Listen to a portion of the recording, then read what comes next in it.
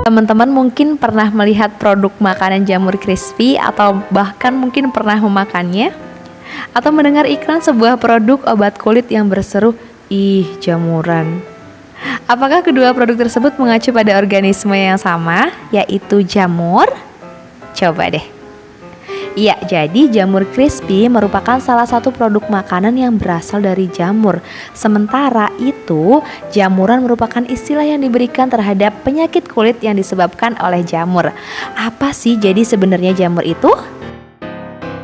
Untuk mengetahui jawabannya, mari kita simak pembahasan video ini sampai akhir. Jadi, pada pertemuan kali ini, Bu Nurul akan membahas tentang kingdom fungi atau jamur, yang mana kita masuk ke KD 3.7. Silahkan dibaca kompetensi dasar dan juga tujuan pembelajarannya. Sebelumnya Bu Nurul buka terlebih dahulu. Assalamualaikum warahmatullahi wabarakatuh. Bagaimana kabarnya anak-anak ibu? Semoga semua dalam keadaan sehat dan tentunya masih semangat belajar biologi bareng Bu Nurul. Oke deh, menjawab pertanyaan yang tadi. Biasanya nih ya, masyarakat awam menganggap jamur sebagai tumbuhan. Teman-teman ada nggak sih yang berpikir seperti itu awalnya? Jadi sebenarnya jamur bukanlah tumbuhan, meskipun sepintas tampak menyerupai tumbuhan kecil yang berbentuk payung. Kemiripan struktur tubuh itulah yang menyebabkan para ilmuwan dahulunya menempatkan jamur pada kelompok tumbuhan. Namun kita udah belajar tuh di sistem klasifikasi bahwasannya Whittaker memperkenalkan sistem klasifikasi 5 kingdom. Ia menempatkan jamur pada takson tersendiri, yaitu kingdom fungi gitu ya. Oke deh, jadi kenapa sih si jamur itu tidak termasuk ke kelompok kingdom plantae? Jadi ternyata dia punya ciri yang berbeda ya. Untuk selnya itu sama-sama eukariotik, artinya dia sudah memiliki membran inti sel. Akan tetapi si jamur belum punya yang namanya klorofil, sehingga jamur tidak dapat berfotosintesis layaknya seperti tumbuhan. Gimana cara dia memperoleh makanannya? Bukan autotrof berarti ya, melainkan heterotrof gitu ya. Bisa secara saprofit, kemudian parasit, ataupun bisa bersimbiosis. Selain itu, yang membedakan cirinya, jadi si jamur itu punya dinding sel yang tersusun dari bahan atau zat kitin, sedangkan tumbuhan dinding selnya tersusun dari selulosa. Selanjutnya kita bahas ciri umum dari jamur. Yang pertama, jamur itu bentuknya beragam ya. Jadi ada yang berbentuk oval, ada yang berbentuk benang dan memiliki tubuh buah gitu, yang kayak kuncup kayak payung, itu yang disebut dengan tubuh buahnya. Kemudian ciri yang kedua yaitu ada yang uniseluler dan ada yang multiseluler. Biasanya jamur uniseluler itu berukurannya kecil, mikroskopis. Jadi untuk melihatnya dibutuhkan alat bantu yaitu mikroskop. Contohnya ada jamur Saccharomyces. Kemudian jamur multi itu jamur yang berukuran besar atau makroskopis, bisa dilihat dengan mata telanjang. Contohnya jamur yang biasa teman-teman konsumsi, ada jamur enoki, ada jamur tiram dan lain-lain. Kemudian ciri yang selanjutnya yang ketiga, eukariotik. Tadi apa artinya? Mempunyai membran nukleus atau membran inti sel. Yang keempat, dinding selnya berupa kitin ya, berguna untuk memperkokoh tubuh si jamur. Ciri yang selanjutnya, ciri yang kelima, jadi jamur tidak berklorofil, tidak memiliki kloroplas, sehingga tidak dapat berfotosintesis. Kalau nggak berfotosintesis artinya dia bukan autotrof ya, jadi dia bersifat heterotrof, hidup dengan menyerap nutrisi dari organisme lain. Bisa tuh, kalau dari organisme lain, kalau organismenya hidup berarti jamurnya bersifat parasit. Sedangkan kalau misalnya dia mengambil makanan dari organisme yang sudah mati gitu ya, atau peranannya sebagai dekomposer di situ, berarti dia bersifat saprofit. Sedangkan ada juga yang dia bersimbiosis gitu, saling menguntungkan dengan organisme yang lain. Yang ketujuh, cirinya tubuh berupa hifa. Jadi hifa itu adalah sel memanjang, bentuknya seperti benang-benang. Hifa itu nanti ada dua, hifa bersepta dan tidak bersepta. Yang kedelapan, terdapat miselium. Nah, miselium adalah kumpulan dari si hifanya tadi yang menyusun tubuh si jamur. Yang selanjutnya ada cara hidup jamur. Jadi teman-teman, habitat jamur itu biasanya dia hidup di tempat yang lembab. Kemudian cara dia memperoleh makanannya itu dengan 3 cara yang sudah Bu Nurul sebutkan tadi ya. Yang pertama ada yang namanya jamur saprofit, memperoleh zat organik dari makhluk hidup yang telah mati seperti bangkai hewan atau sampah. Jadi jamur saprofit ini nantinya akan mengeluarkan enzim pencernaan ke organisme yang telah mati, kemudian menyerap zat-zat makanan yang dikandungnya. Jadi dalam ekosistem, jamur saprofit berperan sebagai pengurai atau dekomposer. Kemudian yang kedua ada jamur parasit. Dia memperoleh zat organik dari makhluk hidup yang jadi inangnya. Ya, dia hidup dengan cara menyerap zat-zat makanan dari organisme yang hidup. Organisme hidup lainnya. Beberapa jamur parasit ini nantinya akan membentuk hifa khusus yang berfungsi untuk menembus sel organisme inang dan menyerap sari makanan yang dihasilkan oleh inang. Hifanya disebut dengan apa? Hifa khusus tersebut dinamakan atau disebut juga dengan haustoria. Diingat-ingat ya. Kemudian yang ketiga ada jamur mutualistik atau jamur yang bersimbiosis mutualisme gitu.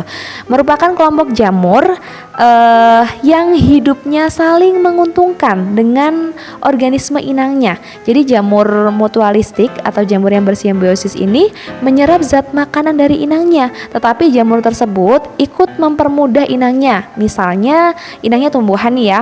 Jadi dalam memperoleh mineral dari dalam tanah, tumbuhan tersebut dibantu oleh si jamur tadi. Contohnya ada hubungan simbiosis jamur dengan alga hijau biru yang membentuk lumut kerak atau disebutnya lichen. Selanjutnya ada struktur jamur. Jadi jamur itu tersusun dari hifa atau benang-benang halus tadi. Hifanya itu dibagi menjadi dua, ada 2 macam ya. Ada yang hifa tanpa sekat atau hifa tak bersekat. Asepta disebutnya. Tuh, jadi antar inti sel tidak ada sekatnya ya di gambar. Kemudian ada juga hifa yang tanpa sekat ini disebutnya hifa senositik. Nah, kemudian ada juga hifa yang bersekat atau disebut hifa bersepta. Tuh, antar inti selnya dia ada sekatnya. Kemudian di situ ditampilkan ada gambar dari struktur jamur. Ini struktur jamur Rhizopus yang termasuk anggota dari Zygomicota. Tuh, ada hifa rhizoidnya atau yang berfungsi sebagai akarnya. Kemudian ada hifa stolon yang menghubungkan antara satu jamur dan satu jamur lainnya. Kemudian dia punya tangkai yang disebut dengan sporangiofor. Kemudian punya spora. Yang selanjutnya ada reproduksi jamur. Jadi jamur bisa bereproduksi dengan 2 cara, seksual dan juga aseksual. Nah, di seksualnya nanti ada penyatuan gamet jantan dan betina, sedangkan aseksualnya bisa dengan cara pembentukan spora aseksual, bisa dengan cara fragmentasi. Jadi kalau fragmentasi itu ada pemutusan bagian tubuhnya gitu, bagian hifanya, kemudian dia akan tumbuh menjadi tunas yang baru, atau ada juga pembentukan tunas jamur itu sendiri. Selanjutnya ada klasifikasi jamur. Jadi berdasarkan ciri dan juga cara reproduksi seksualnya, jamur itu dibagi menjadi 4. Diingat-ingat ya. Ada Zygomicota, Ascomycota, Basidiomycota, dan Deuteromycota. Nah, sekarang kita bahas satu persatu. Yang pertama ada jamur Zygomicota.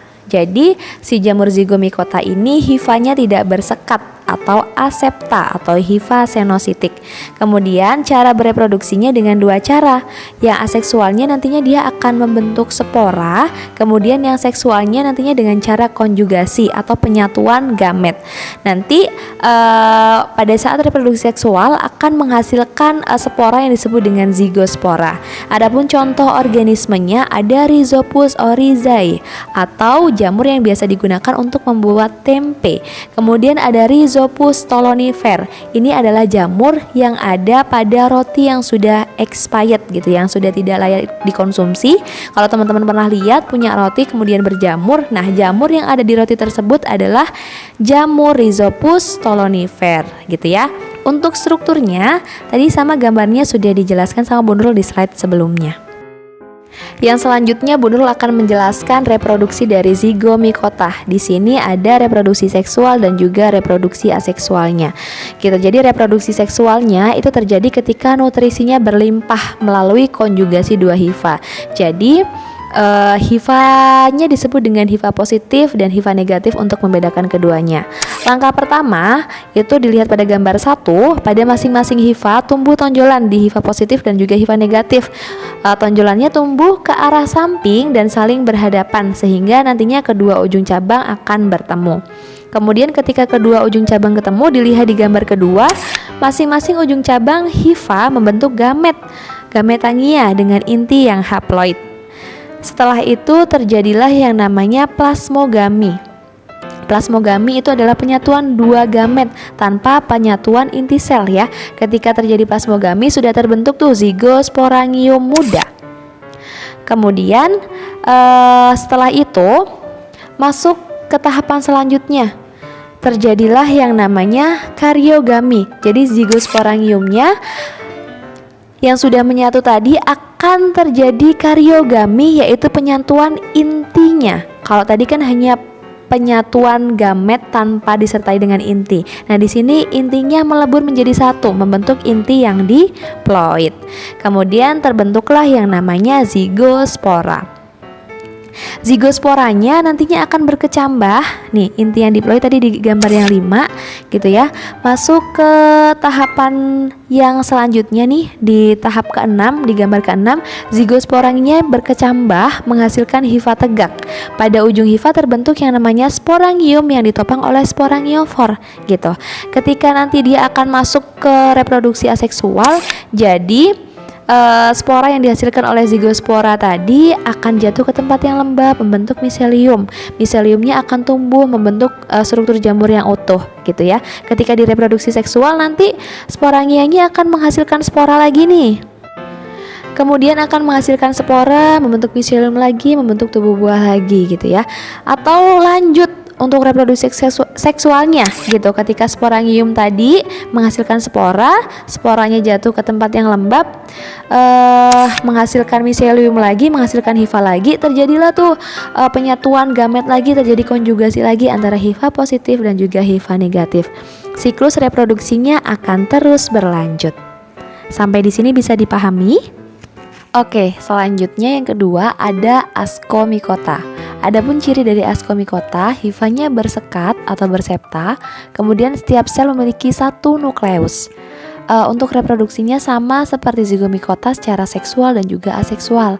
Nah, secara seksualnya nantinya dia akan membentuk askus. Jadi, ciri khas anggota ascomycota adalah adanya askus pada siklus reproduksi seksualnya. Askus ini apa sih, Bu? Askus ini merupakan struktur seperti kantong yang mengandung spora yang nantinya sporanya disebut sebagai ascospora. Sedangkan untuk reproduksi aseksualnya, si ascomycota ini bisa membentuk yang namanya conidiofor. Jadi nanti conidiofornya akan bercabang menghasilkan yang namanya conidia atau disebut conidiospora gitu ya. Selain itu si ascomycota juga bisa melakukan reproduksi aseksual dengan cara fragmentasi. Adapun contoh spesiesnya ada Aspergillus wenti yang biasa digunakan untuk pembuatan kecap, ada Saccharomyces cerevisiae biasa digunakan sebagai pembuatan roti dan juga minuman anggur gitu ya. Jadi teman-teman jangan keliru, yang digunakan untuk membuat roti itu Saccharomyces cerevisiae. Kalau kemarin yang Rhizopus stolonifer itu adalah jamur yang ada pada roti yang sudah basi gitu ya, yang expired. Oke. Sekarang Bu Nurul akan menjelaskan cara reproduksinya. Coba perhatikan pada gambar. Di nomor 1 itu ada yang namanya ascogonium dan juga antheridium. Jadi kalau di zigomycota masih hifa positif dan negatif, di sini si antheridium itu adalah hifa yang bertindak sebagai alat kelamin jantan. Dicatat, diingat-ingat ya. Kemudian archegonium itu hifa yang bertindak sebagai alat kelamin betina. Lanjut. Nah, nantinya akan terjadi plasmogami nih. Jadi terbentuk yang namanya trikogen dulu. Trikogen itu apa sih, Bu? Saluran penghubung ascogonium dan juga antheridium. Sehingga terjadi yang namanya plasmogami. Ada penyatuan plasma di ascogonium. Namun, kedua inti haploid dari antheridium dan juga ascogonium ini tidak melebur, melainkan berpasangan atau disebutnya dikaryotik, membentuk hifa dikaryotik gitu. Kemudian lihat di gambar yang ketiga, hifa dikaryotik ascogonium tumbuh membentuk yang namanya ascocarp atau tubuh buah. Ujung-ujung hifa pada ascocarp tumbuh membentuk ascus atau kantong yang berisi 2 inti haploid dikaryotik gitu. Ketika nanti dipisah, diambil dalam bentuk kecilnya, nah nih bentuk ascus dikaryotiknya diperbesar di gambar yang nomor 4 ya. Nanti di dalam askus terjadi yang namanya karyogami gitu. Peleburan inti menghasilkan inti diploid atau 2N. Kemudian inti diploid membelah secara meiosis menghasilkan 4 inti haploid. Nah nih, dilihat pada gambar. Jadi yang tadinya 2 dia menyatu nih. Di gambar nomor 5 jadi nukleus yang diploid sifatnya. Kemudian dari gambar nomor 5 ke gambar nomor 6 ini terjadi pembelahan meiosis yang tadinya 1 inti selnya, kemudian dia memperbanyak dirinya menjadi 4 inti sel, tapi dia sifatnya bukan diploid lagi melainkan haploid gitu. Kemudian masing-masing inti haploid membelah secara mitosis 1 kali menghasilkan 8 inti yang haploid gitu ya. Masing-masing membelah dari 4. Di gambar nomor 7 nih terjadi pembelahan mitosis yang dari 4 kemudian dia menjadi 8.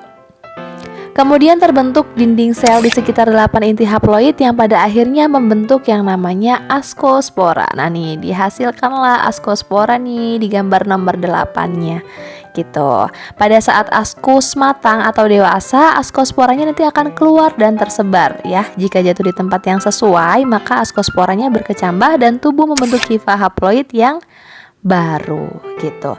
Kemudian nah nih, untuk ini kan untuk reproduksi seksualnya. Kemudian untuk yang aseksualnya. Jadi nanti si hifanya nih dilihat di gambar di nomor 10, nanti si hifanya bisa menghasilkan yang namanya spora aseksual gitu ya. Sporanya akan jatuh di tempat yang lembab. Spora di Ascomycota kan disebut conidia nih. Nah, conidianya akan jatuh di tempat yang lembab, kemudian dia akan membentuk hifa lagi. Gitu, hifanya nanti bisa menghasilkan conidiofor lagi. Conidiofornya menghasilkan conidiospora, jatuh lagi membentuk hifa lagi, begitu seterusnya ya. Bisa dipahami? Oke, yang ketiga ada Basidiomycota. Untuk cirinya, hifanya dia bersepta atau bersekat. Kemudian reproduksinya secara seksual dan juga aseksual. Seksualnya nantinya akan membentuk yang namanya Basidiospora. Jadi teman-teman perlu diingat, ciri khas dari jamur Basidiomycota adalah adanya basidium, yaitu suatu struktur yang berbentuk gada yang berfungsi sebagai alat penghasil spora, yaitu Basidiospora. Nah, jadi Basidiosporanya ini termasuk jenis spora seksual yang mana tiap basidium terkumpul dalam tubuh buah atau yang disebut sebagai basidiokarp yang seperti payung itu ya. Basidiokarp pada umumnya berbentuk seperti payung. Semua anggota Basidiomycota itu berukurannya makroskopis, terutama basidiokarpnya. Jadi hifa Basidiomycota umumnya bersekat. Kemudian untuk aseksualnya nantinya dia juga sama bisa membentuk yang namanya conidia. Hidupnya di mana? Hidup di pohon yang lapuk atau jerami yang mana sifatnya saprofit, di musim hujan, dan juga ada yang di tanah. Example contoh spesiesnya ada Aminata muscaria, ada Pleurotus gitu. Nah, jadi teman-teman untuk jamur crispy biasanya itu kan dari jamur tiram ya. Nah, ini termasuk kelompok Basidiomycota. Udah dapat jawabannya ya. Jadi jamur crispy kelompok Basidiomycota. Kemudian sekarang Bunda akan menjelaskan struktur jamur dari Basidiomycota. Oke, yang pertama, yang paling atas ini ada tudung atau disebutnya pilus. Kemudian ada lamela atau disebut gills. Lamela itu yang bagian bawah jamur yang ada sekat-sekatnya itu kalau teman-teman pernah lihat atau memasak jamur gitu ya. Nah, di lamela ini ada bagian hifa, inti sel, kemudian ada sekat-sekatnya. Kemudian biasanya di jamur ini ada bagian cincin atau anulus. Ada tangkai buahnya disebut sebagai stipe. Kemudian akarnya ini miseliumnya gitu. Yang selanjutnya ada reproduksi dari Basidiomycota. Jadi sama di sini ada hifa positif dan juga hifa negatif. Perhatikan prosesnya di gambar nomor 1. Jadi dua hifa yang haploid tuh inti selnya cuma ada satu, monokariotik, yang berbeda nantinya akan melakukan plasmogami atau penyatuan plasma sel sehingga membentuk hifa berinti ganda. Nah nih, dilihat di gambar kedua setelah plasmogami, jadi dia punya hifa berinti ganda atau yang disebutnya N+N atau dikariotik gitu ya. Dikariotik miselium. Kemudian hifa haploid dikariotik tumbuh menjadi miselium haploid dikariotik, kemudian membentuk tubuh buah yang disebut dengan basidiokarp. Jadi basidiokarpnya ini sifatnya dikariotik, inti selnya belum melebur ya. Kemudian di tahapan selanjutnya, ujung hifa yang terletak pada bilah-bilah bagian bawah basidiokarpnya, bilah-bilah atau gillsnya ini menggembung menjadi basidium dan dua intinya melebur. Jadi setelah membentuk basidiokarpnya, di gillsnya ini nanti akan membentuk basidium dan dua intinya tadi melebur atau mengalami yang namanya karyogami, membentuk inti yang diploid gitu.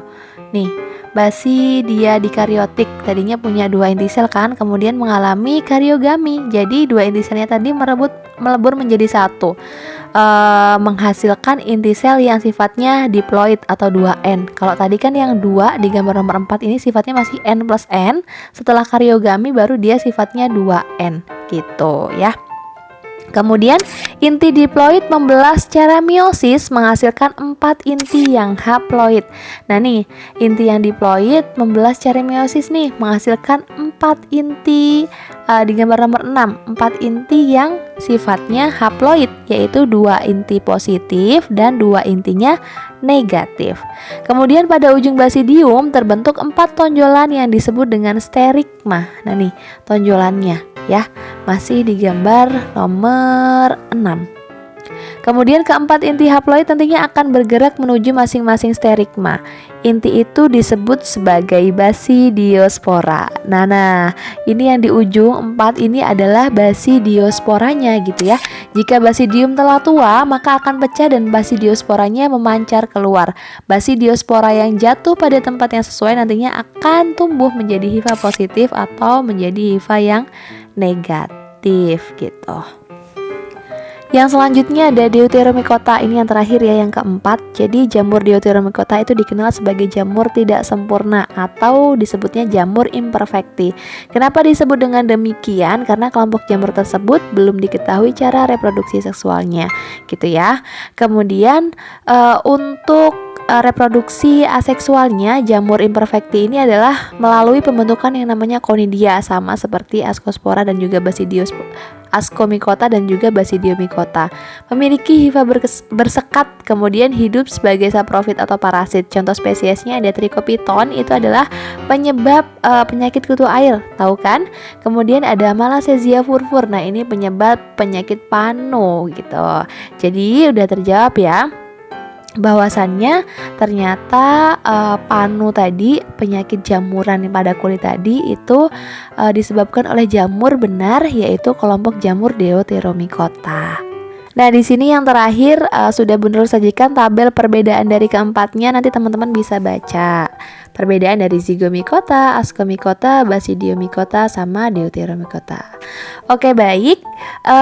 Untuk penutup video, jadi Ibu minta kalian untuk menyebutkan masing-masing contoh dari Zygomycota, masing-masing satu contoh ya, dari Zygomycota, Ascomycota, Basidiomycota, kemudian Deuteromycota, beserta dengan peranannya, boleh peranan positif maupun peranan negatif.